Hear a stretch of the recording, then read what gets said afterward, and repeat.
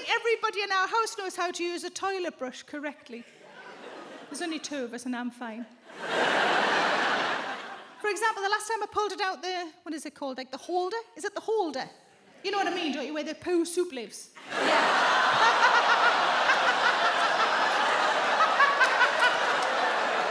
If you were horrified by that, hold on tight, guys. The last time I pulled it out the holder, it looked like a fucking cake pop.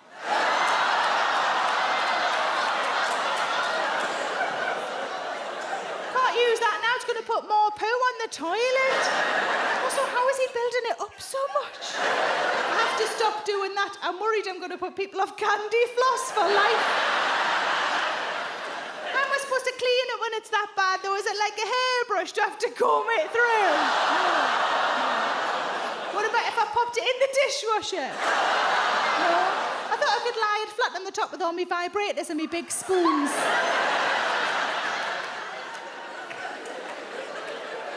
Transpires that before he met me, my husband used to think the toilet brush was used for unblocking the toilet.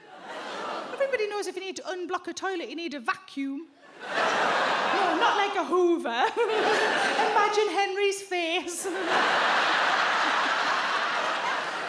You need to create a vacuum, is what I should have said. Some of you are looking at me like you've never had a big shit in your life. Fuck off.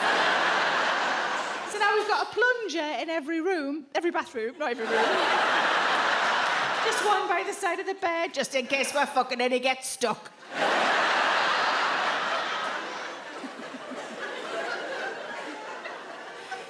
But it's not that long ago that my husband found out that the towels he brought into our relationship have gone to live on a farm. 2 towels, both bath towels. One had Elvis on it, one had Aston Villa on it, and they hung on a hook each in his bathroom, and they were what could only be described as crispy. So much so that I knocked one off the hook one day and it landed and held its shape. Like a ghost, like his bathroom was haunted. Really early in our relationship one day, I said to him, have you got a towel I could borrow? And he said, yeah, just use either of the ones in the bathroom. And I was like, what if I like my skin? So he looked in the cupboard for any alternative. He found what looked like a small white hand towel. I thought that'll have to do. But when I opened it out in the bathroom, it turned out to be an Ibis Hotel bath mat. For fuck's sake! Things are very different for him before he met me. He used to have black bed sheets. And not like in a Mr. Lover kind of way, just Georgia Asda cotton black sheets. His reasoning was that they wouldn't show anything up. You know, they did show up. Jizz. If anything, they were jizz-enhancing sheets. Looked like a Bob Ross painting. One day I thought I'd seen Jesus' face. Which presumably would count as the second coming.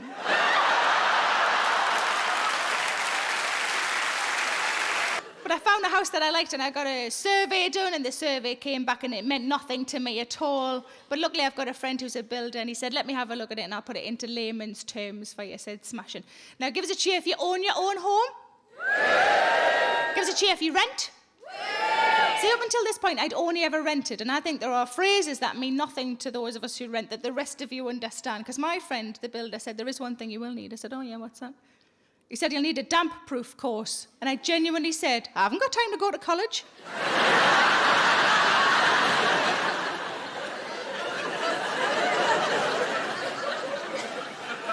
But the house that I bought had a log burner. I've never had a log burner before. I got quite excited about the log burner. Not as excited as my fella did. He just went, oh my God, we'll be able to get a toasting fork. Oh, we'll be able to toast things. And I thought, he does know I've got a toaster, doesn't he? But I went straight out. He went to work, I went straight out and bought a toasting fork. And I came back in, I grabbed a loaf of bread and I thought, I'm just going to sit and work my way through. I fucking love toast. But I couldn't get it to work, and I rang him and I said, I can't get it to work. He said, how can it not work? It's fire and bread. And I told him what I'd been doing. Turns out I should have had the little door open.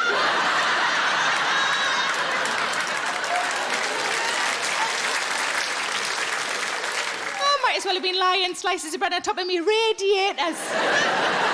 I ran amongst me knickers on the underfloor heating. Oh, you're right, that's probably too much yeast altogether, isn't it?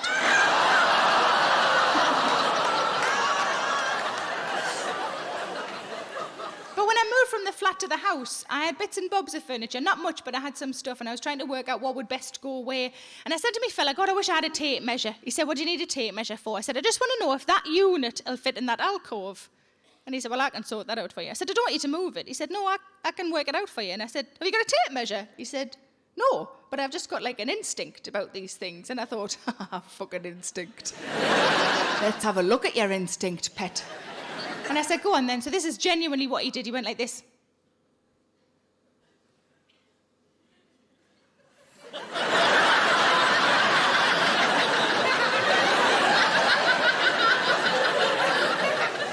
Yeah, that'll fit. I said, is that it? You could at least got your cock out and done 6 inches, 6 inches, 6 inches.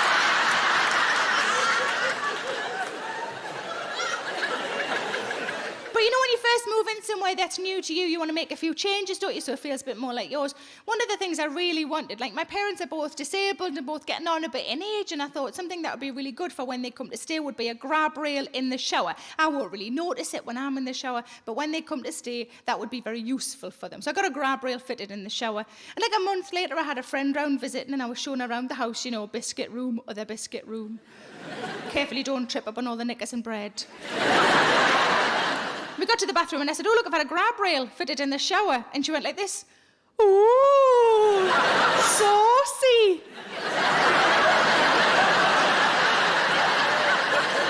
I said, I don't know what you're talking about, but I'm trying to keep pensioners upright. And I told my dad because I thought he'd find it funny, and he went, nah, for that sort of business, you need 2 of them.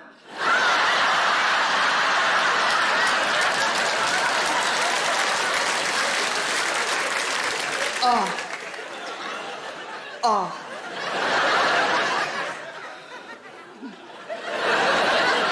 My husband had this great idea when we first moved in together. I have like a rolling jobs list to document on his computer of all the things that needed doing to the house. Some of those things we could do ourselves. Some of those things he would need to ring a bigger boy who would come and do it for us. And one day he shared the document with me. He said, just in case you want to add any jobs to the list. So I scrolled right to the bottom and I just wrote cunnilingus. And he spotted it. He said, yeah, as long as you don't mind a Polish handyman coming to do it.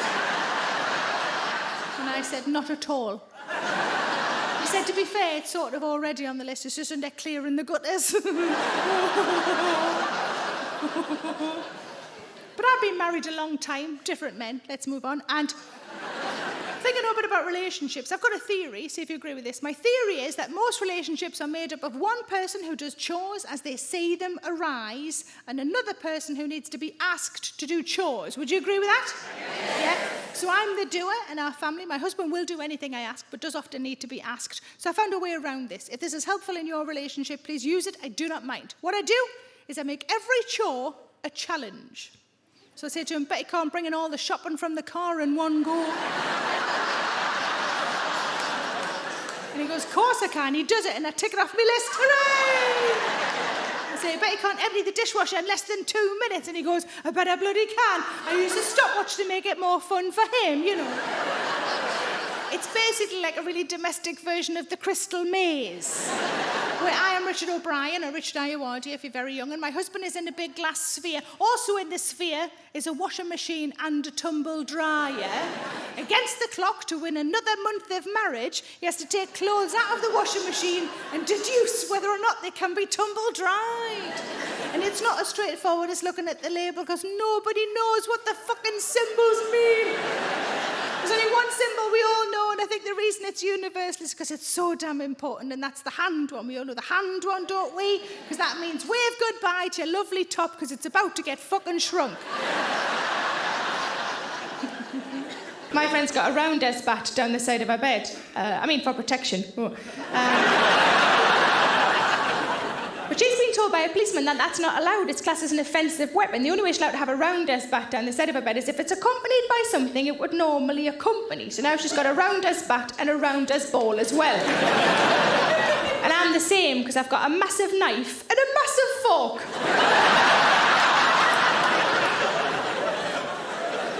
So if somebody breaks in with a big lump of steak, I'm champion. But I live in a flat as well, and the flat directly opposite mine has been empty the whole time that I lived there, so I just never bothered getting any curtains. And I regularly wander around in just me knickers, because I'm 35 and I don't give a shit. But a friend came around for a cup of tea and she said, have you noticed that some young lads have just moved into the flat opposite you? I said, oh, I hadn't noticed. She said, don't you think it's time you got yourself some curtains? So as far as I'm concerned, if some young lads are looking at me wandering round in me knickers, I'm still the winner.